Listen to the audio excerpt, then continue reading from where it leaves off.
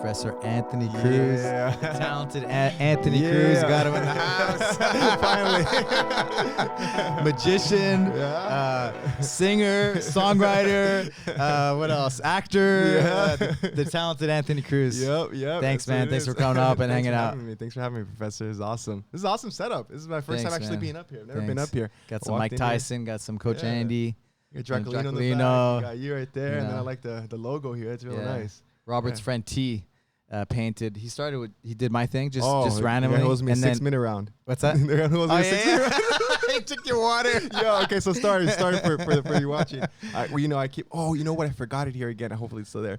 But I have a water bottle. Everybody brings a water bottle here. And I had forgot my water bottle here, and T was walking around with my water bottle. And the painter. He's a black belt too, yeah, he's a black belt. He's a painter. And he was walking around with my water bottle, and we're like, T, why are you walking around with my water bottle for, man? Oh, sorry. I'm like, you know what? You owe me a 6-minute round for trying to take my water bottle. You still owes me for that.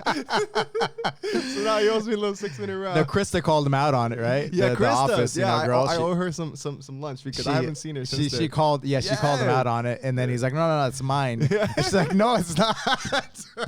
Yes, and only because I told her what it looked like. She knew to keep a lookout. Oh my God, it's so funny, man. That is funny. He's so funny. Well, he's talented, man. He's so talented. Sure. He's cool, nice. And I just started the Draculino, and then Jeff Glover, I don't know how it came out. Then he came out here and he just did this whole thing. That's awesome. And he did all the paintings on the front too. All the paintings in the tack fit room. That's nice. Yeah, That's super really nice. talented guy. Yeah. That's awesome. Man, what a journey, huh? It's like started in your gym in Hollywood when you had the Hollywood gym. Yeah. So, man, where you from originally? You grew up in. So I grew up in Downey. Well, it's like we moved a lot, Right. Latino family. My mom was a single mom. She raised me and my 2 sisters on her own. Shout out mom. She made it happen though, Yeah. But we would move. We grew up in Monterey Park. I was living in Monterey Park for a little bit. Park. Went to elementary school through Monterey Park. Then one day, my mom smelled someone smoking some weed. Play baseball. That's right. That's why your gauntlet some point. Your gauntlet whip. I played baseball for 7 years. I was on a baseball team. I was on a travel team. I was getting scouted by travel teams. And then I was gonna play I played in middle school, and I was gonna play in high school, and I didn't play in high school because I just didn't apply myself academically. And that's actually how I got into magic. But I'll circle back to that. Yeah. But yeah, so I was in Monterey Park. My mom smelled someone smoking weed. And she's like, I don't want my kids growing up here. So she moved us to Downey. And that's how we went to Downey. And so I really grew up in Downey. I went to middle school and high school. I finished out there all in Downey, me, my sisters and I. And then, but yeah, I was going to high school, and school was never my thing. I think that happens for maybe a lot of kids. I think we're like me, where I know I have whatever it's called, ADHD or whatever, right? I mean, I can't sit still. My mind's wandering all over the place. But I'd be diagnosed for sure. Yeah, for sure, right? And I mean, I figured out at a really young age what I wanted to do, which was, I think entertainment, and whether it was magic or anything like that.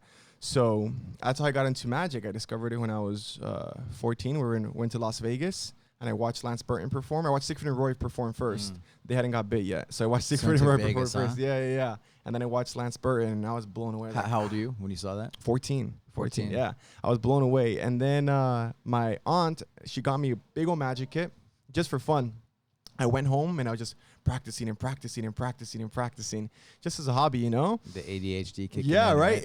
I found my niche. That's what it was. And I found where to focus all my energy, and that's where it went. And I just became so engraved in doing that. I got really good at it, and I didn't even realize I got good at it. At first I was bad, and the problem was my mom would enable me because she was my mom. So what happened is I would practice tricks for her, and she'd be like, oh, wow, mijo, that's really nice. Like, perfect. And I go show it to my friends and be like, no, dude, I see the ball right there. It's like, why does it work on my mom and it doesn't work on them? So then I talked to my mom, and then my mom would tell me, she's like, oh, I see it, but I'm like, Mom, you got to tell me. I'm like, this is why I'm practicing it real, Mom. for you. Keep it real. She's like, oh, I felt bad. So after that, I started fixing all those little errors and things I was doing wrong. And then I got good at it. And I booked my first magic gig when I was in 8th grade. I have a video of it so bad. So 14, how long were you practicing? 14, maybe like a year. A year before, and I wasn't even looking for a gig. I was just performing magic around school, and word got around like, hey, this is the magician. And I think that's how crazy, I developed my performance, that performance side of me, the entertainment side, because of just doing magic and performing and all the improv you gotta have, Right. So the drama teacher heard about me. She saw me perform. And she asked me, would you be interested in performing at a drama show? And I think I charged $70. And at the time, it was a lot of money for me. I was like, $70, let's go. It was like a 30-minute show. And I was like, perfect. I'm in 8th grade, you know? I was like, sure. That's hot Cheetos for the rest of the month. Let's go. You know what I mean? Like, I'm set. $70, I'm set. Let's go. Man, I'll take it. That's like half what we made for our first MMA fight. Yeah, and I wasn't getting punched in the face. That's the nice part. So, yeah, that's what it was. And I performed the gig. I watched the video now. It's so bad. I was like, what was I doing? But, you know, that's how it is, right? The first time it's never going to be a hit. Sure. And I just started improving. I got better and better and better. And then 8th grade, huh? Yeah. And, wow. You know, I always feel like there's people in life that are, I would say, like, our master manifestors.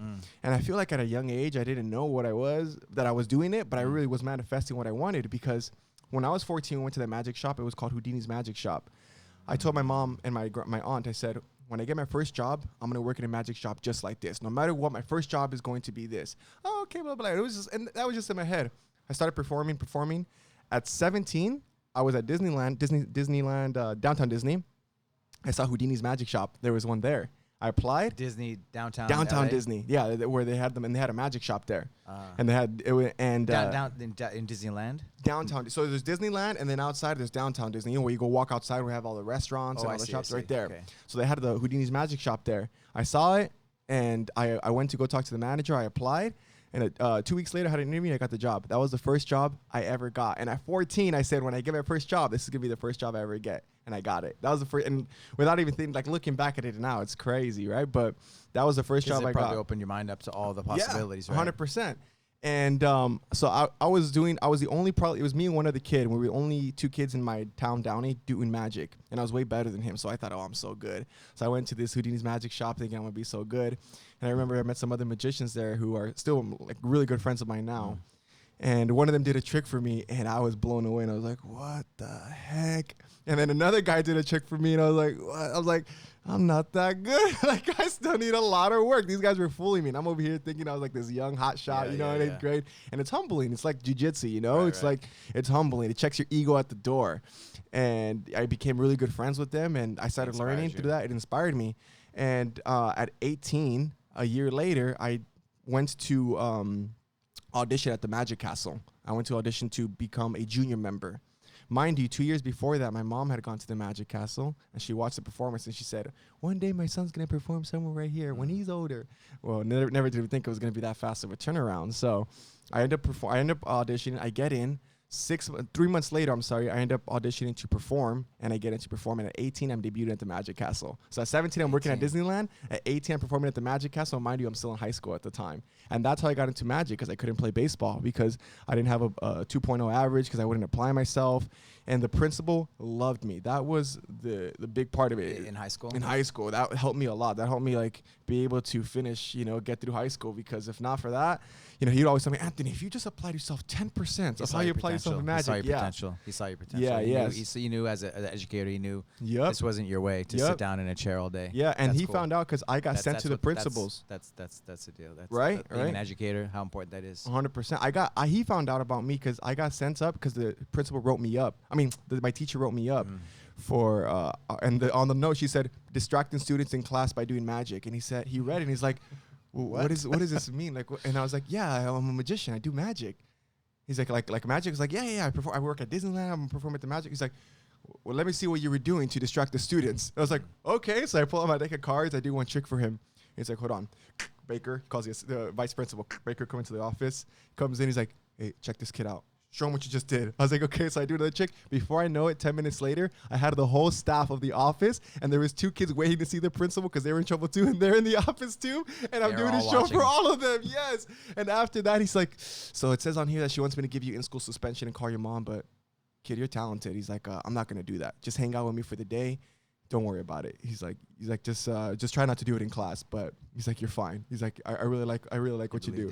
Yeah, he believed in me, and that like helped me all through high school. Yeah. Like every time I get in trouble, he would always talk to the teacher like, come on, like relax, it's okay, So that helped me a lot. Yeah, and that's how I got into that.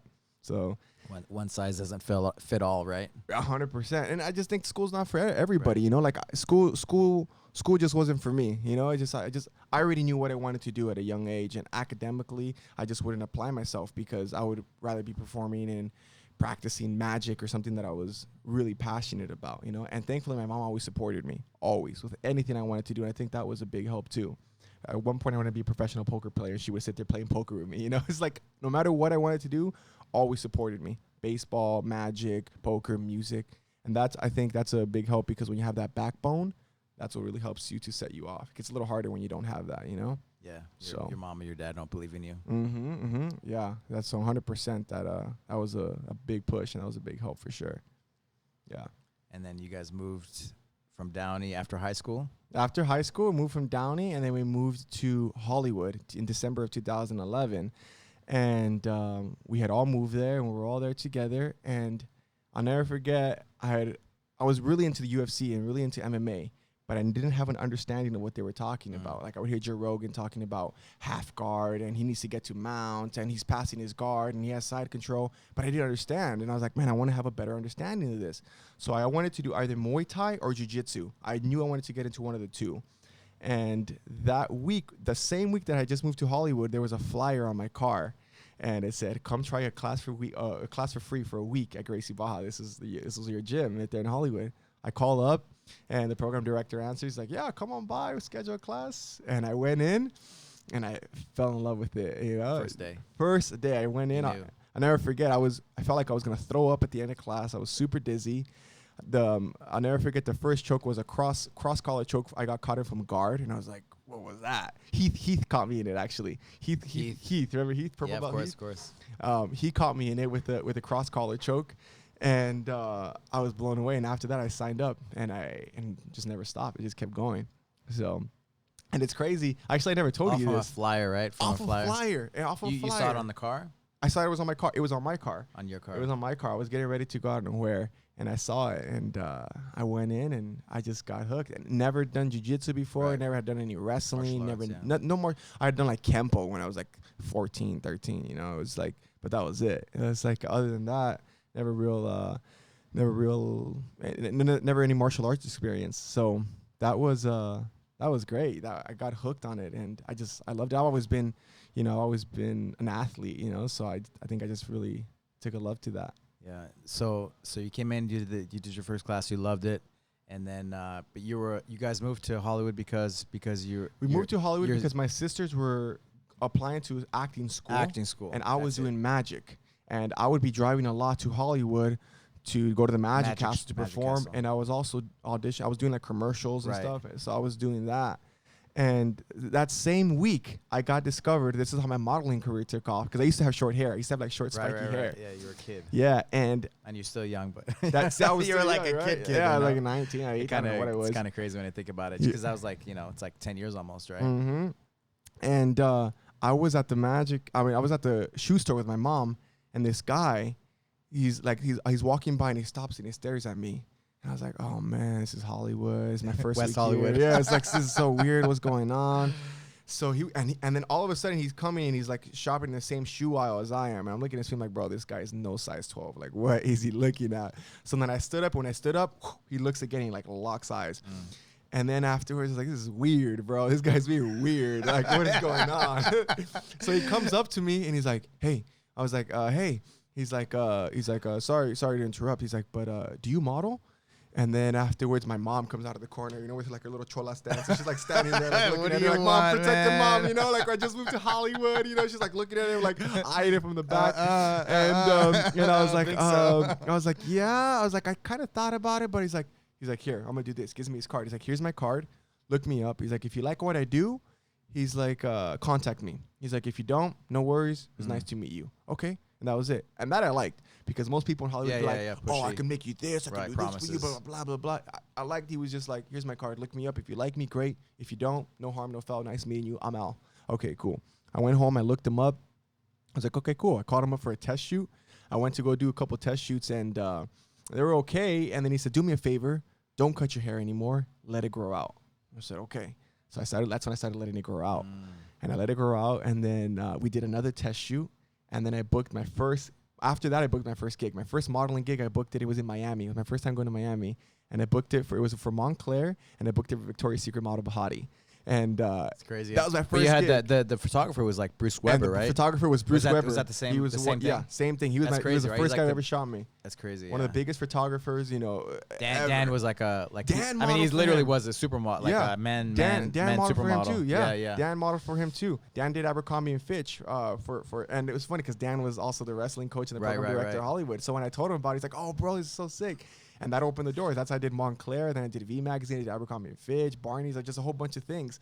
And off of being found, it's like the Hollywood story. Right. I'm in a shoe store. I got discovered in a shoe store, and he comes up to me, finds me, and then I start modeling, you know? And at the same time, I'm doing jiu-jitsu. What did your mom say when after that? At first she was hesitant. Yeah, of course. And then, you know, once I'm telling her I'm going to go shoot with Bruce Weber, and I'm going to Miami to shoot a Victoria's Secret model, she's like, wow. Once the agent contacted you? Yeah. He was my modeling manager, but I see. And but he was cool, man. He was like, never, after I met him, he wasn't weird. He was great, you know? And so that's how that's how I grew up my hair. I used to have short spiky hair though before that. That's how I grew up my hair, and then that was your magic. That was the magic touch. Your magic. The short hair was the magic. Your magic cut. I guess, right? Yeah. If I cut it, it's like this is my my strength comes from. Man, you're a kid too, you know. Yeah, it's like I'm Samson. If I cut my hair, I lose my strength. You know, I can't do it now. So you know, and you still do magic, right? I still do magic. You're gonna do a magic show at the Magic Castle. Actually, me and another guy who used to Joe, but he moved to Texas now. Right. We were gonna do a show together. Tennessee. Yeah, I'm sorry. We were gonna do a show at the castle, but you know this whole pandemic hit. So the crazy part, I don't think I ever told you about this, Professor. I almost quit jiu-jitsu. And I didn't quit just because I didn't love it. I almost quit because I didn't have the funds. I was going to school for music, you know? Right. I was going to school for music, living the college life, you know? I'm going to school for music, barely scraping through, you know? I didn't have a job, you know? I was living at home, which is great. I almost quit because I remember I didn't have enough for like the next month. And I was like, damn, I have to put it on hold. I'm going to wait, save up some money. That same month, the program director, Jonathan, he tells me, he's like, hey, so one of the kids' coaches, he's not going to be teaching here anymore because he has something personal. He's like, could you be an assistant coach for us? He's like, in exchange for you being an assistant coach, you would train for free. I was like, really? Without you saying anything? I never said anything. That's like, crazy. I never said anything. And it was going to be that month that I was going to tell him to stop the payment. And I was going to hold and come back in a few months. And I think who knows what happened. Like, maybe I don't go back. Maybe I don't keep the, you know? So he tells me to be the program director, to help him with being assistant with kids coach with Franco. So I started doing that, and then Franco ends up stop teaching, and by that time, I think I had already got, after like it was like a year and a half or a year, and I had got my blue belt already from you and Draculina, I remember the seminar. So then I start teaching the kids class, and that's when Dan comes in, and then me and I just kept like going. A model, yeah, and then it was you guys hit it off right away. Yeah, and that's the crazy part. It's like I literally I was gonna stop that month, and I was gonna stop because at the time I just didn't have the funds because I wasn't making. I was going to school. You and your mom's manifestations, huh? Right? Isn't that crazy? It's like, what? Isn't that crazy? It's just like, and that month he tells me about it. You answer the phone. You're like, that sounds good. Yeah, I was like, oh yeah, that sounds good. And I was like, so I'm not gonna be charged for this month, right? I was like, okay. Okay, good. I'll take the card off. I didn't tell him that, but you know. And then you were teaching like all over, man. You were teaching in because Dan was like managing. Yeah, well, you had a handful like of 6 schools. Yeah. Encino, we were doing Hollywood. It was Encino, Hollywood. You had Encino, Hollywood, Woodland Hills. You had Burbank. Yeah. And then you had another one. You taught Hollywood, of course, but then also in Encino, right? We had a really good kids program there. Remember Spider? The Spider-Man kid was beast. There was a lot of good kids there. A lot of me and Dan did a really good job. I felt with that program. It was a lot of fun, and that was, I think, teaching kids is so great. You know, because like we always say, they're the future. You know, they're the future. They're the ones that are gonna carry it out. So, but yeah, that's. And so then you went to music school. I went to Musicians Institute. Musicians Institute. Yeah, I went to. Your sisters were going to acting school. Yeah, they went to ADA. I believe, yeah. Okay.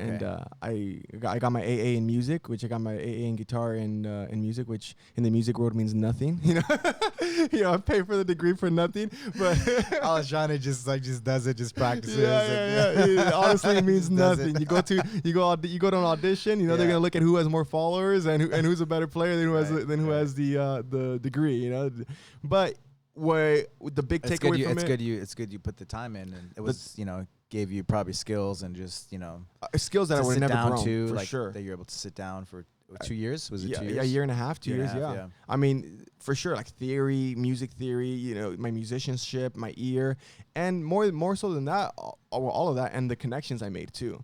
The connections I made, like the people that I work with now. I would have never met them had it not been through MI, for sure. Friends that you made? Friends, and like music managers, or music manager that I work with. I was doing a gig. I had a private instructor. We had you get privates when you're going there. So I had a private instructor, and I was playing with him, and he tells me, I have a roommate. He's a younger kid. He's like, I think you guys would be great together. He needs a guitarist. Would you want to play for him? Sure. So I went to go play for him, and he had 2 music managers. One of them, her name was Deb. And after the show, that she comes up to me, she's like, "Oh, you were so great. Thank you for playing with Clayton." His name was Clayton. She's like, "Do you do any music too? You just play guitar?" I said, "Oh, I'm in a pop Latin trio. I'm in a pop Latin. We're in a Latin group. We sing in Spanish." I'm like, "But yeah, I also play guitar." She's like, "Oh, you sing in Spanish? Like, do you have any music?" So I gave her. She was Caucasian, white. She was white. Yeah, okay. She was white. And so I gave her my demo. So she listens to it, and afterwards she calls me. She's like, "Hey, that was great. We'd love to see you guys again. When are you going to perform?" So I told her we're going to have a gig at the House of Blues. And she's like, "Okay, we're going to come. We're going to bring one person." She didn't tell me who the person was. She's like, "I want to bring a guy in the music industry. Can you leave us 2 or 3 tickets at the door?" No problem. Here's a crazy part. Another crazy part. That week I'm with the pop Latin trio, and we were just having artistic differences, right? So they wanted to end the group. They wanted to finish the group and just kind of go our separate ways. And I told him, I said, "Okay, if you guys want to do that, that's fine, but we had 2 gigs. I'm like, let's at least finish these last 2 gigs. We gave our word. Let's commit to it. I don't want to. The House of Blues is your last one. House of Blues, and we had 2. We had got hired for one before that, and House of Blues was going to be the last one. The last one. And crazy. I said, let's do these gigs as professionals. Let's do these gigs, and then after that, we go our own way, no problem. I said, but we already gave our word. We told them we're going to do it. They already booked us. Let's keep our word. They didn't want to do it. And they didn't want to do it. And I said, really? I tried pushing. I said, if you guys want to go separate ways afterwards, okay. They didn't want to do it. So I had to message them. And I tell them, "Hey, we're not going to do the gig after all. I'm so sorry." And she said, "Okay, no problem. Can you come meet with him instead? You guys can meet in person." I told them we had to split up, that the group had split up. They said, "No problem. Can you come meet?" So I said, "Okay, can you come to Soho House?" The Soho House over in West Hollywood. It's right on top of Boa Steakhouse. Really nice restaurant. I said, "Okay." So I go. The person I'm meeting with ends up being Randy Phillips. Randy Phillips was the former president and CEO of AEG Live. He managed Prince. He managed Usher. Wow. He was part of the whole Justin Bieber tour. When they signed Justin Bieber to AEG, he was behind that. I mean, he's worked with Michael Jackson. He was before Michael Jackson passed away. He was part of that whole 21-day tour. He's done he's worked with Lionel Richie. He's worked with everybody who's everybody in the music industry. J-Lo, Enrique Iglesias, all these people. And I'm sitting at Soho House right across from him, and I'm this kid, and I'm going to MI, and this is the guy we were supposed to perform for. And they cut the gig. Did you perform? We didn't end up performing for him because they didn't want to. You ended up performing? I ended up performing by myself. By yourself. And it would have been the 3 of us. That's why you got to follow through on your commitments, on your word, right? You say you're going to do something, you do it no matter what. And I'm now those guys that we split up with, I'm actually really good friends with them still. Yeah. But one of them to this day, I know they're like, damn, it was that close, And it's just I end up performing for him. We ended up hitting it off. He loves me. We're gonna work together. I start doing my music. I start working urbano, reggaeton. The producer I met him also through Musicians Institute. We work on this song called Me Vuelas la Cabeza. I sent it to Randy. Randy sends it to... I have it on my playlist. Oh, you got it? Yeah, shit. Of course, man. If you guys don't have it, Me Vuelas la Cabeza, go download it. iTunes, Spotify. Yeah. So... Get it. Yeah, get it. So that song wasn't even supposed to be the single. That was just one of the songs I worked with. I sent it to Randy. Randy sent it to a guy named Raul Alarcon. He's the owner of La Mega stations, all the mega stations, 96.3 here in LA, and they're in LA, New York. It's the number one most Latin. Yeah, number one most listened station to in New York across all languages. The number one Latin station listened to here in LA. I mean, it's like the station to listen to now, right? So we sent it to him, and Randy's like, "Can you listen to it? Let me know what you think."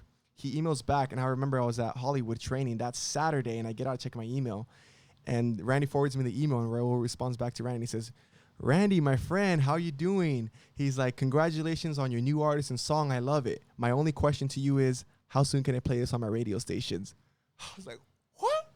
And I'm like reading this, like, what? You know? And Randy's like, as soon as you want. And my producer, he's a perfectionist. He's worked with, he has a Grammy. He has Premios Los Nuestros Awards. I mean, he's works with a bunch of people too. So he's like, wait. He's like, that's the demo. We can't release that. That's my work. That's work. So Randy and Rafa, they start going back and forth. Randy gets on the phone. He's from New York and he has like this little nasal. He's like, Rafa, let me ask you a question. He's like, what part of the word success do you not like? Rafa's like, no, it's not that. I just want it. So we end up reworking the song. We send it off to him. They push it out on all the radio stations. And I was Googling myself. I would Google myself to see how the song was doing. And a couple months later, I Google the song and I see it charted on Latin Billboard Top 40 for top Latin airplay. And on there I see J Balvin, Enrique Iglesias, you know, all these artists, Rake, and then I see Anthony Cruz, and I'm at 38, and it peaked at 38 on Top 40. Mind you, I still have a regular job, right? Yeah. And I'm like, what is happening? You know, it was crazy. And from there, that's how I ended up performing at Cali Bash, which is the big show they do at the Staples Center. I ended up performing there at Cali Bash, and I just kind of kept rolling through that, and I'm just kind of having fun, man, living it up, huh? But that happened, right? Fronts, yeah, right. Yeah. And the crazy part is, I met them all through Musicians Institute. Would have never met any of those connections through MI. And the other crazy part is that would have been the group. Had the group just done that last show, who knows what happens? Right, it pays to follow through on your word, right? Right, I think that's like the lesson, right? You follow through on your word. You say you're gonna do something, and you finish it. You know, from beginning to end, whether you want to do it or not. I remember I had a mentor when I was younger, and I was playing football, and I wanted to quit. I just wanted to stop. American football. Yeah. American football, and he didn't want to let me. And him and my mom got into it, and I ended up. She ended up pulling me out. I didn't play. And later he's like, it wasn't about me forcing him to play football.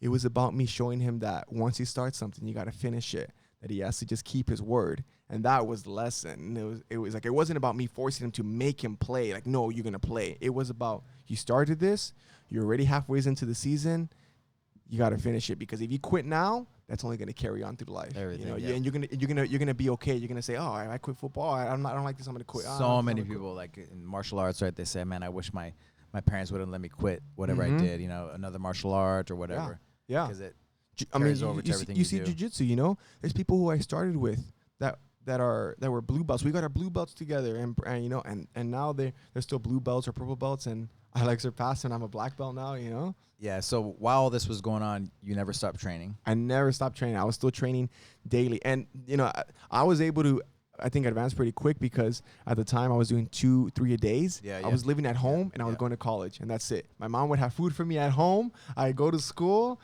I'd go train. I'd go practice my music, go train, come home, shower, rinse, wash, repeat. Supermodel in Miami. I was modeling. I was performing at the Magic Castle. Yeah. Doing commercials. I mean, it was like I was living the Hollywood life. He's doing this. Yeah. Right. Yeah, he's there. Right? And then he comes in and trains, and then he teaches the kids class. Yeah. I was like doing the Hollywood. And then he does Sevon's, my son's birthday party, you know. That was the first time I got him to smile. Yeah, let's do it. Yeah. That was the first time. You did a magic trick on him, and his jaw dropped. Yeah. What? Yeah, I remember that. His little he's like, I was like, I got a reaction. He's like 3 years old. Yeah. He's big now. He's so big there. 13. Yeah, crazy. It's crazy. Time flies like that. They say blink and 10 years go by just like that, you know? I was training the whole time. Didn't stop training at all. I fell in love with jiu-jitsu. It became a lifestyle, like they say. Became a lifestyle. Did you think about when you were, back in those days? You think you were thinking about, I want to get my black belt? No, I was just, I just loved it, and I would just train. I would just train and train, and I loved how you had it. You know, we do technique, practice the technique, and when we were on his roll, we'd roll. You know, and I'd love you to get in there with us, and then we'd all roll. You know, I think that helps a lot. You know, when you see your professor, you see your instructors in there with you also. You know, and one of the things, like, I do my little belly down ankle lock position, and you were the few guys, that really got it, Yeah. And I remember at the pans, like, I think you just got your blue belt. Yeah, you tapped just out got my like blue belt. 5 guys. Yeah. I have video of every tournament. Know, it's crazy. Dan was there and he was recording. He's like, let's go. I've seen black belts come in and you tapping them out. I remember purple belt was doing that. Yeah, with that ankle lock series is brutal. The first blue belt tournament I did was Baddest Blue. You were there coaching me, and I won that tournament. It was 15 minutes sub only, and if you didn't sub your opponent, you were both out. I ended up winning that whole tournament, ankle locks. And it was 5 matches, and 4 of those 5 matches were all ankle locks, and one of them was like a mounted Ezekiel, and then the other 4 were all ankle locks. Pa pa pa pa pa. I remember that, and I ended up that was the first blue belt tournament, and that was probably a month and a half after I got my blue belt. And I went and I jumped into that tournament. And I mean, I think the majority of tournaments that I've lost have probably been by points. I have gotten submitted in some I remember tournaments. you were like a submissions only kind of specialist, but that you like that's what you liked. Yeah, and that's sometimes my downfall. Like I don't pay attention to the points. It's like Alshani, Professor Alshani's like that too. You know, if he likes to submit. That's what jiu-jitsu is about. Yeah, 100%. That's what it's about. Yeah, that Kron Gracie style. That's it. You're down 10-0, a minute left. You get the sub. Let's go. Yeah, that's what it's about. I remember when I was coming up at the very beginning. That's all that mattered, right? Mm-hmm. When you train, like, can you submit the guy? Yeah. And I mean, it's like the point system is great, but and I get it. But it's a part, it's at the end of the day, right? Getting the sub is way more sad. You have a lot more satisfaction getting the sub than I feel winning by points. Because maybe you win by points, but what happens if there's no time limit there? Like it's submission, trumps everything, right? 100%. So that's why the guy can beat you, 5 times by points, but you submit it once, like. Yeah, I still got the sub on you, right? It's like it's so Who true. tapped? It's so true, yeah. So I think the majority of tournaments that I've done, I've lost by points. I have lost, obviously, we've gotten submitted in some of them, but I can for sure say that at Pans, when I lost in Pans, I think it was in semis. I lost in Pans and lost by points. The guy was on my back and he was trying to choke me. He had a collar and I was like holding it there, and I could hear down in the video, he's not gonna choke him. His neck's too tough. He's not gonna choke him. I lost by points, but that's how I lost. That's how I lost in Pans, and the majority of tournament. Oh, the worlds I just did at brown belt. The last tournament I did at brown belt. I think it was quarters or something like that, and I lost by points. And you were there coaching me. Yeah. It's like I think. I remember like when I was in New Mexico starting jiu-jitsu. Like I was working at the only other job besides like martial arts was working in this like fine dining restaurant, and first there was 1 class a week, and then there was 2 times a week, and I never missed the class. I rearranged my whole schedule, so my work and everything, so I could never miss those classes, And I remember, because you said I didn't think about getting my black belt. I never thought about getting my black belt. I never thought like I wanted to do this or that. I just loved the way it made me feel. Yeah. Like I just felt like at peace. Yeah. And it made me like happy. Yeah. It gave me balance, and it just it just made me better. Yeah. Is that what do you think is what it gave to you? Yeah, 100%. I think not only better on the mats, but off the mats too. Right. The confidence you carry. Because man, you had like all these things going on simultaneously. Like, so how did the jiu-jitsu kind of make you like just better? I think for sure, like the confidence, that you carry with you, like. Yeah. It's not even the confidence in the sense like, I'll beat you up. It's just the confidence that you carry, like doing jiu-jitsu, like how it makes you feel. It makes you feel good, like going, training. Some days you get beat up on the mat. Some days you're wiping the floor with others, and that's the nice part. It's just like you got to leave your ego at the door. Because you come in with an ego, it gets checked real quick in here, real quick. And that was something that's great. It's just like off the mats. You see so many people full of like BS, and they kind of carry that attitude, and it's just like it just makes you a better person, right? Because 100%. you can get tapped out, and you just got to deal with it, right? Yeah. And so anything else in life that gets thrown at you, you're like, whatever, it's all good. Yeah, and that's what it is. Like you get tapped out, it's pretty much saying like, yo, you would have killed me. You're like, okay, tap, and thankfully we have tap, and you shake hands and you reset and you go again. Yeah. And that's the nice part. It's for Satarka, he was he's principal, vice principal, and there's a certain swagger that he would walk around with. And it's not that he can beat people up, but there's a certain confidence that he gives you. And I think people feel that. Gravitate to it, right? Yeah. They feel it, right? Certain confidence, right, that he gives you. When I did one of the shows at Whiskey A Go Go, I had a lot of the jiu-jitsu guys come.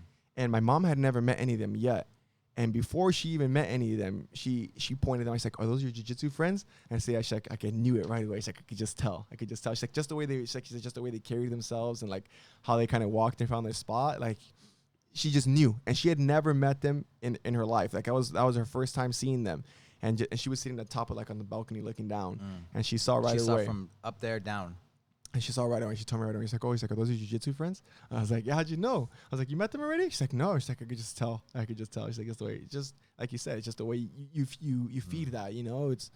And I think that's the nice part with it. It's just you carry that with you. It's crazy, right? Like Fight Club, you know, like a nod, like yeah. Yeah, you He's know, cool. you know. He's all right. You know, 100%. You know, and I think that's what's so great about jiu-jitsu. It's like if you did have to defend yourself, you know how to defend yourself.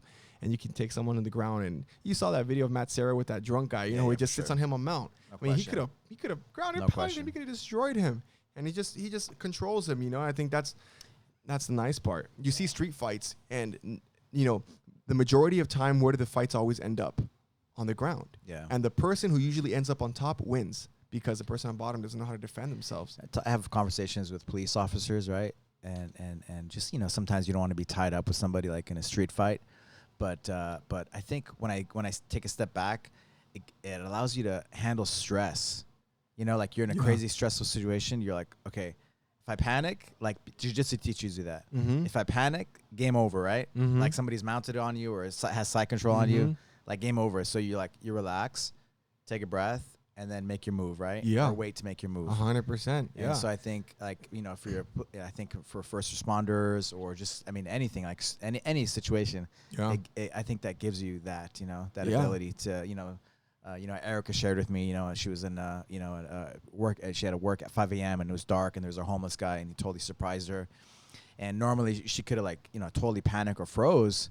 And those are like dangerous situations, right? Yeah. But she was able to, like, she's like, it's because of jiu-jitsu. She's like, okay. She relaxed. She took a breath, locked the doors, called her boss, and then just made the right moves that she had to do. But good. That ability is everything, right? Yeah, because most people will panic or start running and just make the situation worse, you know? What about, since you've done jiu-jitsu, I mean, you've been practicing like the magic and stuff, but what about on stage or any of those kinds of things? Yeah, I mean, I think, I'm trying, actually, I never thought about it like that. Maybe. I think it's all intertwined, right? I think it's all intertwined, kind of because you've been training now for so long. Yeah. It's just all ingrained in there. Yeah, I think it's all tied in with that. Yeah, I think definitely, like, through the magic, I was definitely able to build that performance and entertainment side of me, and that's what carried over into music. But obviously the jiu-jitsu with that, I think the jiu-jitsu more so helps, like, off the show when meeting people. Again, just the way you carry yourself and that confidence, you know, the charisma, you know, it's just like, and with the entertainment business, it's all it all is, you know. It's like, but I think so, yeah. What would I say?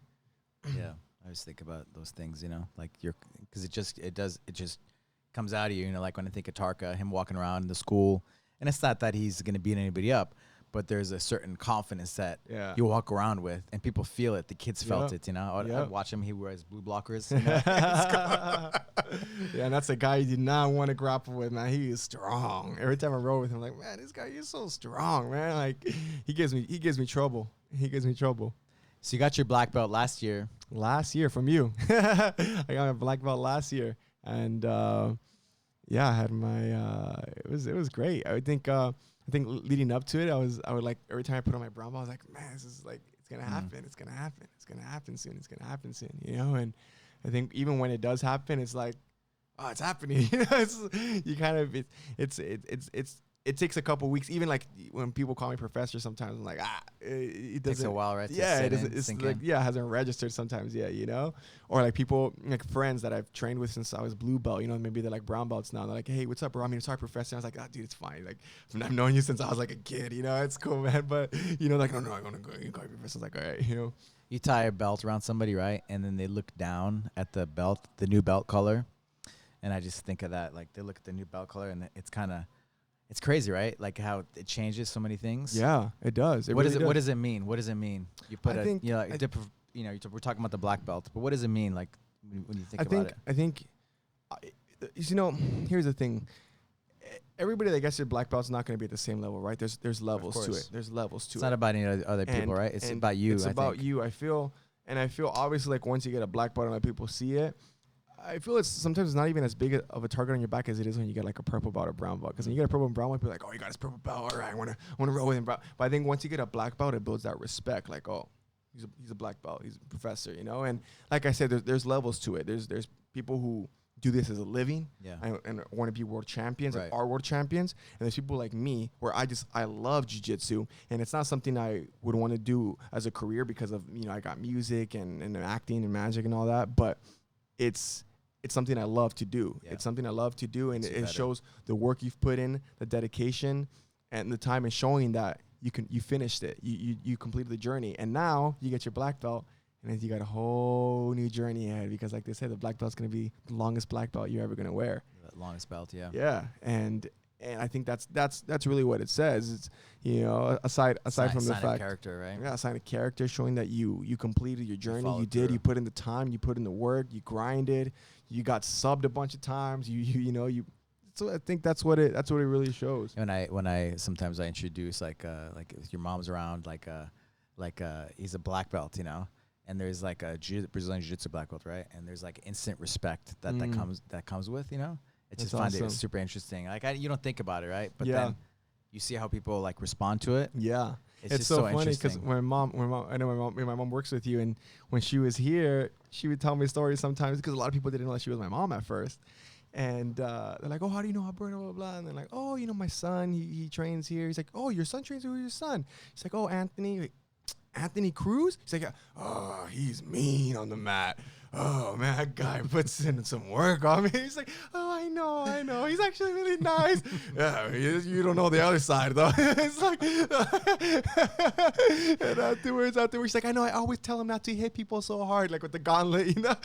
She always gets so mad at me. I'm like, Mom, you don't understand. Me coming up, I got hit hard. Like, they have it easy. Yeah, I'm like, they just have me. You're mentored by Rockley. Yeah, right? That's what I said. I'm like, they just have me. They don't understand. Like, I was getting hit by this 220-pound, 6'5" Russian who had a monster of a swing. I had him. I mean, it was Dan would swing hard, and Dan also played baseball for a bunch of years. Yeah. You know, you would get the swing, and I'm like, so that's how I came up, and I'm like, but you know what? I loved it. It's all love. That's what it is. You know, I'm like, it's all love. It's like whatever. It's that's like, why you're proud, you know. Yeah, and that's I tell him, I'm like, they should be happy that they just have to deal with my swing. Imagine it was like me, you, Dan, the Russian, what's his name? Irakli. Yeah. Professor Irakli. I mean, that's a brutal walk. That's a brutal walk. That's what I had to walk.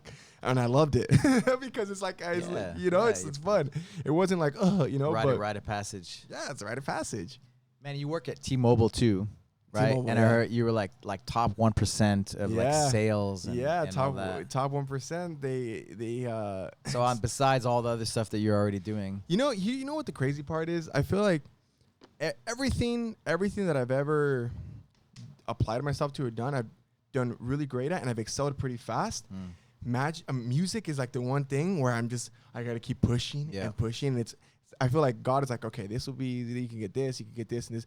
Music, I'm gonna make you work for a little bit because I'm still grinding, I'm still pushing with music, and even with like I have great connections and I have a great team behind me, and it's just what it is. But same thing, I went into T-Mobile, never having any mobile experience,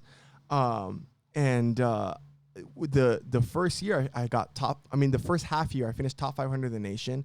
The second year I was the top 1% in all the nation in sales. I was the 76th rep in the whole nation of all T-Mobile reps. You know, all T-Mobile stores, huh? Right? How many stores are there in? I don't know. I mean, it's just. I mean, we're talking about everywhere. Seattle, Texas. I mean, everywhere. You know, I was the 76th rep, and I was the number one in my region. You know, and it just clicked. It just clicked for me. I did great, and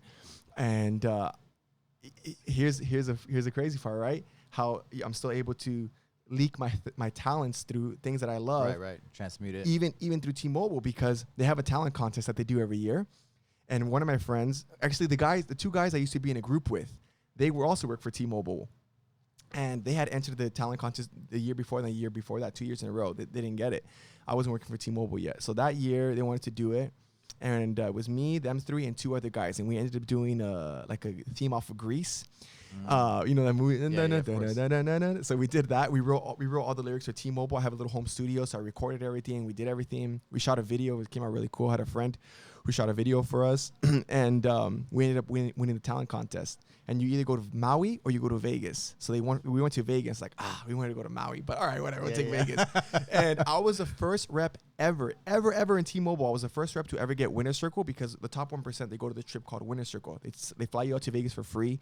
You go for 4 days, 3 nights. They pay for we stay at the Aria. As long as it was pre-pandemic, right? Right. Yeah, that was before pre pandemic, right? Before all this happened. It was sad the last time I went with all the masks. Yeah. No mask at the time. No mask at the time. So plexiglass everywhere. Yeah. None of that was happening. So I end up winning the talent contest, and I win the trip for Winner Circle. So we end up going.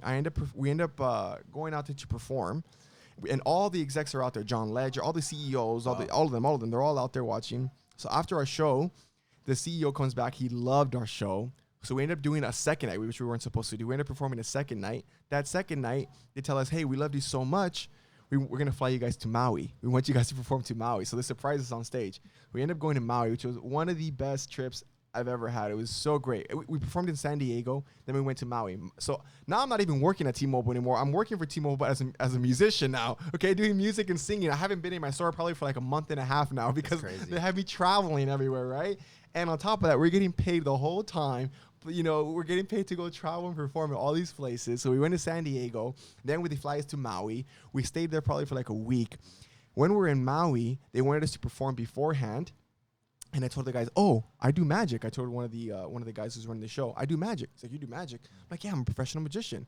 You have any stuff with you? Yeah, I run to my hotel, I grab my stuff, I come back. He's like, all right, let's go. I'm going to take you to a table and you can float around. First table takes me to all the executives. I'm like, bro, let me warm up first. Let me get some other tables. But okay. All the head of marketing is there, the CEO, the CFO, all of them, they're all there. And they're there with their wives. So I'm like, oh, he's a magician, blah, blah. So I perform magic for them. I go magic for everybody. And then we do our show. After the show, one of the ladies comes up to me. She's like, hey, Nick Drake wants to talk to you. Nick Drake's the head of marketing for T-Mobile. He's like, oh, I'm like, oh, to all of us? He's like, no, just you. I said, oh, okay. So he comes, we go talk to him, and he's like, hey, Anthony, he's like, when they brought me to the table and you said you did magic, I thought, oh, it was going to be cute stuff. Like, oh, he's like probably doing, and then you did magic. I was blown away. I was like, wow, this guy really does magic. What's your background? So I told him I performed with the Magic Cast. He's like, wow. So he says, I'm actually doing an influencer summit for T-Mobile in Seattle's headquarters. Yeah. T-Mobile headquarters. He said, I would love for you to come fly out, and I would love to have you a part of it. He's like, I would love to have people who work for T-Mobile and know what we're about do stuff with us on the entertainment side as well. I said, okay. So I call my boss. I'm supposed to go back to work in 2 days. And I tell him, hey, I'm not going back. I'm going to fly to Seattle to headquarters. Now I'm taking more time off. He's like, why are you going to headquarters? This is just a year and a half of me being into the company. What is the manager saying? He's blown away. He was blown away. I mean, he's never even met the CEO. And here I am. They know me by name, and they're flying me out over to headquarters. I end up going to headquarters, and I end up. I mean, even work at the T-Mobile, like it's like so convenient, like down the street from the gym. Yeah. Oh yeah, right. You call the shots. Yeah. Like, I want to work here. I think. Yeah. So it's just like I end up going out there to this influencer summit, and I met a bunch of cool influencers, like a bunch of funny guys, really cool guys and girls, and I end up doing a magic thing for T-Mobile, and it's on my Instagram, and it did great, and I like through. Who would have thought, right? Me getting hired, and then all that ends up happening, doing music, doing magic, you know, and all that. It's just interesting, you know. You do what you love, and just the rest will follow out, you know. And it's become like a nice little gig in the meantime. But yeah. So this was last year, all that stuff. This was 2 years ago. 2 years ago. Yeah, okay. and then last year we were gonna submit our audition to perform again, and then it carries on to this year. I see. And then now pandemic hit, they canceled all the trips. Yeah. Canceled all the trips. So, you know, they miss us. We'll be back. Shout out T-Mobile. So you like T-Mobile's okay. T-Mobile's cool. It's not a bad gig, and you know? they like you too. Not lifetime. It's not a long term, but it's awesome. You're living it's it there up. for there. You it's know, awesome. You get the freedom. I get the freedom. You know, it's just like, it's great. It's great. It's What cool, are the job are you gonna get where you get to actually? You get hired, and then you're also gonna get to do music for them, and you get paid for it. And I do magic and I get paid for it. You know, it's just like it was just I would have never thought that was gonna happen. And on top of that, still being top 1% in the nation, you know, in sales, you know. So I mean, it's just. What motivates you? Geez, I always say I have a dream board at home, right? And the dream board I have on there, what's your why? And I feel like everybody gets motivated by their why. You know, I feel like when you have a reason to do something that's beyond just yourself, you push harder. You know, and I feel under what's my why, I have a picture of my mom, my sisters, you know, my little nephew, his name's MJ, you know, my stepdad, and then everything that I want to accomplish, you know, and it's more than just for me. It's like I want to help my mom, you know, I want to open the doors for my sisters, you know, and I feel like when you have a why, you push hard, and that's my why.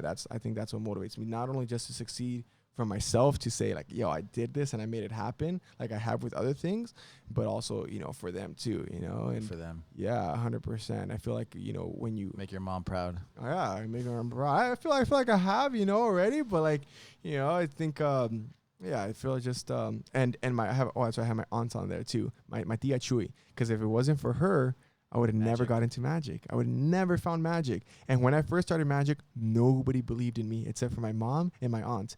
Everybody, like even some of my family members would tell me, you know, not careful, not to do it, or don't spend your money in this, it's not good, blah, blah, blah. And then once I started performing at the Magic Castle, I was like, oh, look, this is Anthony. Oh, you know what I mean? And of course, it's great getting out, but, you know, and I also grew up in a, right there, right? I grew up in a Spanish Christian church too, you know, so my grandma was a pastor, so I grew up singing in church and playing the drums. So like when I started doing magic and stuff, it was kind of like weird because at that time, everybody was like really religious, you know. I remember when my aunt took took my grandma and my other aunt to go watch Siegfried and Roy.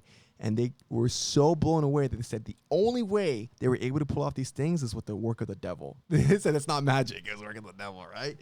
My grandma's way more chill now. She's like, I love my grandma. Shout out, she's my nanny. Man, she's so they were all like they all like but at sang, the time it was, they all sang and performed like church, and your mom also is a singer, right? My mom's a singer songwriter as well, and I think that's how I got into music. It was just my family was musically inclined. My family was musically inclined, and my stepdad is a music producer. He's worked with a whole bunch of people, a whole bunch of talented people. My mom was a singer songwriter. My grandma was a well-known singer back in her day. She sang with Juan Gabriel, who's she did shows with him. So it came from my grandma to my mom, my stepdad. So I grew up in a house already doing music and then in church singing. So I think it was kind of inevitable for me to not fall into music, you know, but not to fall into music. I mean, it was inevitable for me not to do music. It was. I knew it was gonna happen. Yeah, you knew it was gonna happen. It was like I didn't know it, but it was in your DNA. Gonna happen. Yeah, you know. And I was always playing guitar. And I was doing magic, and we were doing a tour with a magician. After we finished the tour, I had some time at home, and that's how I picked up my guitar and started learning more songs. And I kind of fell in love with it. I was like, you know what? I think I want to do music. Mom's like, what? But you're doing so good at magic. I was like, I know, but I also want to do music, and I can do blah, blah, blah. So kind of just really dove into the music. And that's what she said, okay, well, if you're going to do music, you need to go to the Magic Castle of what music is, which is Musicians Institute. So she really that's pushed how you ended me. up over there. That's how I ended up there. Yeah, so it was and going to Hollywood, that's how I found jiu-jitsu, you know? That's how I found jiu-jitsu. And I just fell in love with it. You talk about your dream board. And what are your goals? You know, you have your whys. What are your goals? You know, I feel like you feel like you reached your potential? No, not at all. Heck no, right? And I feel like most people will never feel that, you know, because once you accomplish something, there's always going to be something else. You know, I did magic. I got the job at Disneyland. I'm like, okay, what's next? Got the Magic Castle. Okay, what's next? I went on tour. Okay, what's next?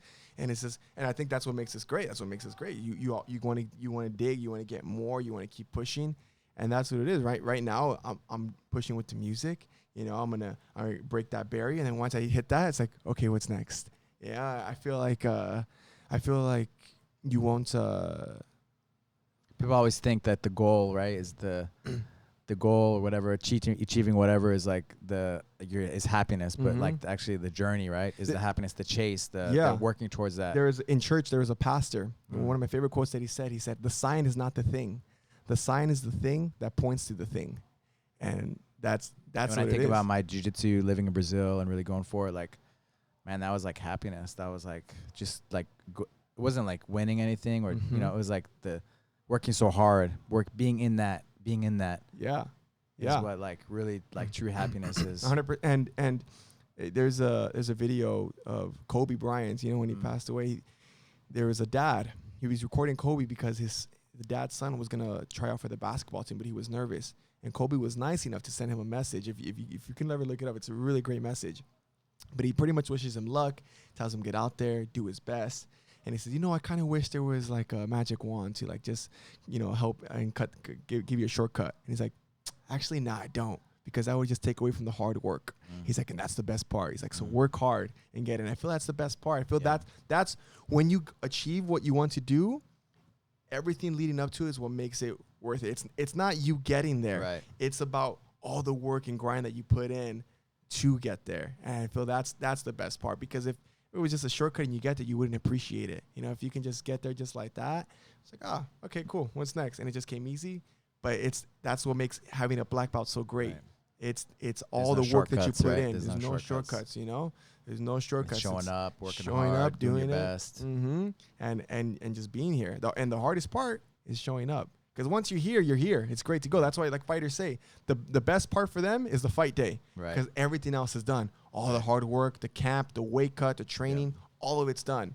They're there already. That's the best part for them. And that's why the victory is so sweet, because it's all that hard work that you put in. It's the same thing with everything else, with music, magic, all the time, all the hours I put in at home practicing that nobody saw to get there. That makes it so great.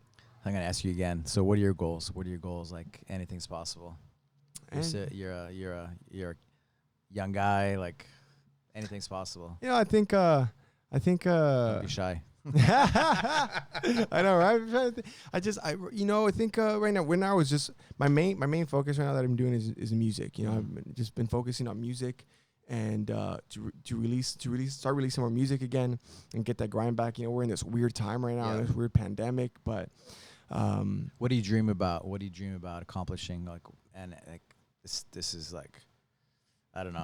Because you look at people that inspired you, like in magic and these different things. What kind of people inspire you? What kind of music? Yeah, not just music, but just in general. In general, I'm talking about all. It's hard to you do so many things. Yeah. But what, like, just tell me some your goals. I feel like people that inspire me are people that are out there that walk the walk. People that do what they say they're gonna do and do it. There's people who just talk about it and don't do it. There's people who are great talkers and they can sell you the dream, but then they got follow through. They got $100 to the name, behind them, and it's like, what, And there's people out there who, there's so many influencers like that nowadays. The influencers, there's influencers that YouTubers. I know. Yeah, there's people that I know, that like they got a lot of followers, but man, they're struggling, but what they put up on it, that's why I always say don't believe everything that you see. And it's like Surge, right? Celebrity photographer. He's with like Dr. Dre and like the who's who, man, and like taking pictures of them, but man, he was sleeping in an apartment. They would 10 guys, not even a bed, At the time, he was grinding, right? He was grinding, and, he has all these followers and all these things, but no money, right? He was making it happen. He was grinding to make it happen, So it's just like, I think those things don't correlate, Like that's not, the followers and all that with generating income and living the life you want to live, right? It doesn't, right? Yeah, and that's why they say surround yourself with the people that you want to be like. Surround yourself, because likes attract likes. And so who do you look up to? Man, what goals? Who do I look up to? I feel like it's like I want to be like that. Like what? I want to be like that. I don't know. I feel like there's artists that I really like that. Because for me, like, I love to just wake up and do music every day, right? I just wake up and it's like, okay, this is what I'm going to do. I'm doing music. I'm going to go train, and I got to go hit the studio. I got to, And I feel like there's also people who I really like watching, like Eric Thomas, like Dr. Eric Thomas. He's a motivational speaker. Okay. Awesome. Oh, he's the one who says, when you want to breathe, what's the quote? When you want to breathe as bad as you want to succeed, that's when you be successful. That's him. Gary Vee, I love watching Gary Vee, man. He's great. But I don't know. It's hard to say. Like people I look up to. I don't know if I really have like someone where I was like. I ask Alessandro, like, man, what do you, he loves to do music, like, like every waking hour. It's nice because he's balanced now because of jiu-jitsu. he's really living a healthy life and he's doing stuff that he really loves to do. He's like, man, I just want to be able to make a living doing what I love to do. Yeah, that's it. I think that's the dream probably, It's like, and for me, it's like at the highest, because I've always like reached for the stars, like shoot as high as you can, And there's, if your dreams don't scare you, they're not big enough, right? So that's for me. It's like to reach that pinnacle, to reach that Staples Center, Performance Staples Center, right? Cool. When I did Cali Bash, I have on my dream board I have the Staples Center on there, and when I did Cali Bash, I did the pre-show right outside, and I was like, I'm that close. I'm like, I'm right there. It's like it was right there with that song. We're releasing that song. It's like it's right there, and I know like. My song charted on Latin Billboard and we did no promo. We had no PR behind. We had no music video, no nothing. That song literally charted on its own from just the help from push from the radio and people listening to it and streaming it. And that was it. And I was like, okay, I know the music's there. I know it's there. I just got to keep grinding and pushing. I gotta put myself out there and just do it. And I think for me, that's probably the goal, just to reach that pinnacle of success as a musician and to just do that every day, wake up and just do music. I love music, and then magic, and acting, because it's like, why not? I could do it too. Yeah, I met what was his name? I just sent you that picture. I met him at the cafe. Oh, Sala. Sala. So you're an actor. Yeah. I was like, oh, he's doing this too. Yeah. You sent me that picture, and I was like, I shot a movie for everybody. This is a guy I shot with, and this guy, he's worked with some New Zealand. Yeah, he's from New Zealand. The coolest guy, man. The coolest guy. And we shot a movie. I got the lead. I was one of the leads. I was the lead warrior. It was supposed to be released actually earlier this year, and then all this hit, so it's gotten postponed. But I haven't released anything yet. But the movie's called Beyond Paranormal, and it's like sci-fi horror film. But yeah, I shot that with him, and then he sent me a picture because he was here at the. Yeah. How'd you meet him anyway? I just sat randomly at the cafe, and you started talking to his friend. He's like, he goes to the cafe like every day. He's a stunt man. Yeah. And so he does stunts as well, So they're friends, and he's actually staying with them right now. Oh. And they were just hanging out, and I sat, just happened to sit at the next table. That's we just started talking, And then he started talking about all these people that he knew, like my friend Renato Migliaccio. He's a black belt, Hein Gracie black belt actually. Oh, okay. Judo black belt. Wow. He actually he came to Santa Fe, stayed with me the first years ago, and so now he's here. He has a gym in Glendora. Oh, okay. And so he does a lot of stunts at that. What's that place? Like John Wick, they would practice. Yeah. I know. I forgot what it's called, but I know. Yeah, so he taught him actually. And Salos goes there too. Yeah. So he actually taught him jiu-jitsu there, and then he's like naming all the names. And Anthony Cruz. Oh yeah, I just did a thing with Anthony. And then he started talking about it. And he showed me that picture. Look at this picture. It's a cool picture. Yeah, it's a dog. And he just started dropping all these names. Like, yeah, no, I know Renato. Oh yeah, no Anthony. And I was like, we take a picture. It's like send it to Anthony. That's so funny. That's so funny. Randomness, right? What a small world, right? Yeah, but so I mean, I think through all that, just keep doing music for me is like the main thing. But I still do acting and the modeling stuff and the magic because it's just. I can, and it's there, and I enjoy doing it too. And aside from also working at T-Mobile, so and killing it there. So, right on, man. You're an inspiration. I love you, man. You're, just an example. I think for many, like character-wise and just hard work, and and you're so talented, but talent not matching a character, right? It's like I'd prefer the hard work, Yeah. And you have both, so there's no limit for you. Yeah, thanks, Professor. So I'm really looking forward to, seeing you accomplish anything you put your mind to. Thank you. I'm really grateful. I found you in the gym, and I feel so happy that I get to say like you and then Professor Mark because Professor Mark, I was training with Professor Mark too when you sold the gyms, but I was coming between both. So happy. Like I never gym hopped. There's so many people that like. No, we always kept the connection overall, no matter what. Yeah. I don't feel like there's many people who can say I started the same professor I started with from white belt. I got my black belt. And I feel like I'm so grateful I get to say that I started from day one with you, all the way up until now, and it's still continuing the journey. It's amazing, really. And it's like never literally the first gym I walked into, and I feel that's been a blessing for me. I found the gym. That was the gym to be at, and this was before all of this became, before you got this side, it was just, it's the love of it and your passion for it. Like you said, you got to lead by example. You got to surround yourself by people you want to be like. And I'm watching you, I was like, oh, and I think that's why I train so tough. That's why I train so hard, because you would always train tough. You know, like I can't be a wuss and not train hard. I always see you fighting out of like chokes and submission. Like I can't be tapping out there from like a little chokes. I gotta try to fight too. Yeah. You know, find a way. Like you always say, find a way. Yeah. You find a way. You grind. You look for it. You fight. You find a way. And if you do get subbed, you make them earn it. You know, you make sure that they remember, like, damn, that was tough. You know. And I feel that mindset you've built into a lot of your students, especially like that old school, you know, like when we first started with you in 2011, 2012. Continues, man. It's continuing. It's trickling down, right? To the kids. Yeah. You kids that push, we teach, yeah, it's character, like right? Character. Yeah, there's some kids here that they're starting doing my advanced class. If anyone wants to come Tuesday, Thursday, 7:30, Legacy Advanced. You know, Lorelai, man, she's a monster. How old is she? Like 14? 14. She's a killer. She's 14. I always think, like, imagine if we found jiu-jitsu that young, you know. So great. Like, that girl's gonna be black belt right there. She's like 22, right? 21, 22, 23. How great is that? Yeah. A bit, like you said, you instill that, and then it gets passed along, and you make them. You know, when it's time to roll, you roll. And I feel like there's. I remember our one of the instructors. He would always, sometimes people would be talking. And during the roll, and he comes like, "You guys want some coffee? You want some tea or what? What's going on?" And like, "Oh, sorry." Who was that? Our team. Oh, yeah. You know, he would always do that, but it was great. You know, he's like, "Look," he's like, when it's time to roll, don't be. He's like, people would sometimes be like, "Oh, how'd you do that?" He's like, "No, don't start teaching the techniques right now. You want to teach techniques? Teach it at the end of class. Right now, it's time for you guys to push each other, and it's time to roll." And that's how I roll. That's how I love to roll. You want to talk afterwards? We can talk afterwards. Like, you catch me with something, I want to figure that out, I'll ask you afterwards. Or if I catch you with something you want to learn, I'll teach you after. Yeah. But like, when it's time to roll, let's make the most of it and let's roll. You know, none of this like, talking, blah, blah. I'm proud of that.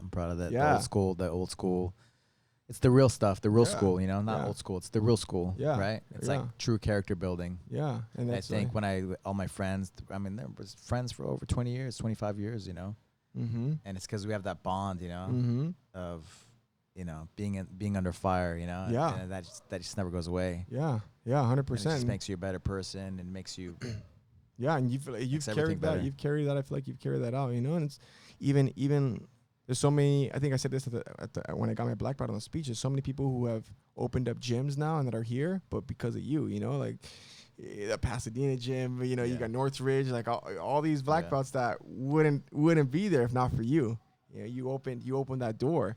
Like we said, it's all about the relationships you make, people you surround yourself with, and you know, even people in New Mexico, and the lineage that you have right behind you. It's just, it's definitely You've done some good things. Yeah, for sure, right, for sure. And now here, thanks to you guys, you know. Yeah, thanks to us, and thanks to you. You know, it takes. There's no I in team, like they say, all right? Yeah, so I've been lucky. What can I say? From my lineage and Draculino and Carlos Gracie Jr., you know? Yeah. Just following my heart, following my instincts, and going down to Brazil and learning from the best, you know? What degree are you now in your black belt? 5th degree. 19 years as a black belt. That's crazy. Yeah. That's crazy. That's amazing. Hopefully it never stops, right? Yeah, hopefully it never stops. So it's crazy, like the situation now with the, you know, the shutdowns and all that, but it's not going to go anywhere. It's going to be back. Yeah. It will pass. Time will pass. Yeah. You know, time, like they say, time heals all. Yeah. Time heals all. Whether it's a relationship you're in and you're hurt. It's like it's not linear, right? It's like, okay, we're on a pause, you know, or whatever. But as soon as the pause is over, like, people are going to just come back. Yeah. 100%. Because we have that. I mean, you already see we have that connection. Yeah, things are already kind of, you know, we're not doing outdoor restaurants. They're going to start opening movie theaters because what are we going to do? Just sit indoor all year, all the time. You know, it's crazy. We gotta find a way. Yeah. So. Yeah. Thank you, man. Thank you again. Professor, how can people find you? Instagrams. And I have, if you want jiu-jitsu stuff, I'll sometimes I make funny videos, and I post my jiu-jitsu. TikTok. What's your TikTok? on my Instagram, it's just Jits Cruz, JITS Cruz, and then on my main Instagram, it's just _Cruz Anthony _. That's like my main Instagram for like my music and stuff. Instagram. I feel like the TikTok's gonna be banned, so you TikTok, won't even give that a shout out. TikTok. Don't follow TikTok. It's gonna, I don't know where it's going. And Instagram's already starting to steal the platform. starting to become like the reels, right? I mean, Instagram's there. Oh, they stay stealing. But you know what? It's smart. They shut down. What's the other one? Was the stories? Snapchat. Yeah. Hey, like they say, right? Talent borrows, genius steals. Mark Zuckerberg has done that. Mark Zuckerberg bought Instagram and Facebook. I mean, he's done that from the beginning. If you watch the Social Network, the movie, Facebook wasn't really his idea. Right. He stole that from the brothers, right? And he just kind of made it his own. Like I said, talent borrows, genius steals. He just stole the idea and made it Facebook. There's a famous Pablo Picasso quote, something like that. Yeah, I think and that's what he's done. He took their idea. He got sued, whatever, paid him out. He made Facebook from Facebook. He bought out Instagram. Then he's like, he tried to buy Snapchat. They're like, nah, you don't want to buy? Okay, we'll steal your Snapchat stories. Still Snapchat stories. And you got TikTok. You know what? We'll make reels. Whatever. And it works. Why? Because Instagram's the biggest platform right now, and everybody's phones. On there and on their phones. That's what it is, Millennials, Generation Z, it's like that's what it is. What generation are you? Millennial. Yeah. I don't even know what generation I'm. Generation X? Am I Generation X? I'm not sure. Maybe I gotta look it up. I gotta see. I don't know. But it's this what it is where everybody looks at everything's on the phone now. Everything's on the phone. So Instagram though. That's my Instagram. Jits Cruz or _Cruz Anthony _. That's where you can find me. And you can also find me here at the gym training Tuesday, Thursday. And if you want to come take the class, we drill and train hard Tuesday, Thursday, 7:30. Advanced class. Thank you, brother.